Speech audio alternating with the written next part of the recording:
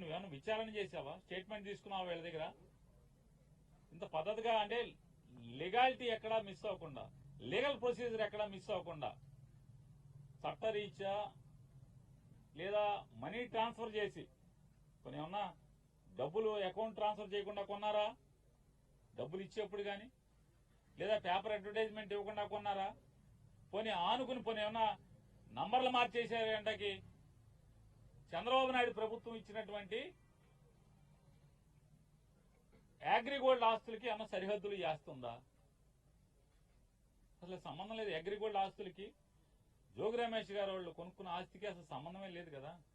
లేని పరిస్థితుల్లో ఇవాళ సిఐడితో అదే ఆగస్టు 2వ తారీఖు ఒక కేసు కట్టించి, ఏసీబీతో ఒక కేసు కట్టించి, విచారణకు కూడా కనీసం పిలవకుండా ఏం జరిగింది, నువ్వేం చేశావు, నీ పాత్ర ఏంటనే విచారణ కూడా చేయకుండా జోగి రమేష్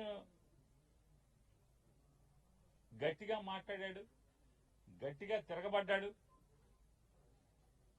జోగి రమేష్ ని రాజకీయంగా ఎదుర్కొనలేక, రాజకీయంగా నన్ను తిట్టాడు కాబట్టి, నన్ను ఎదిరించాడు కాబట్టి, నేను జగన్మోహన్ రెడ్డి గారిని తిడితే నా మీద తిరుగుబాటుగా మళ్లీ నా మీద మాట్లాడాడు, విమర్శించాడనేటువంటి కక్ష కడుపులో పెట్టుకుని రమేష్ ని ఏమీ చేయలేక మానసికంగా వేధించడం కోసం జోగి రమేష్ గారి కొడుకు మీద ఈ రకమైనటువంటి వాళ్ళ బాబాయ్ మీద అక్రమ కేసులు పెట్టి చంద్రబాబు నాయుడు గారికి ఒకటే చెప్తున్నాం, నీ ఇష్టం రాష్ట్రంలో ఉన్నటువంటి 175 నియోజకవర్గాల్లో ఉన్నటువంటి వైఎస్ఆర్ పార్టీకి సంబంధించినటువంటి అందరినీ కూడా లోపలేసుకో, నీ మీద పోరాటం చేసేది ఖాయం.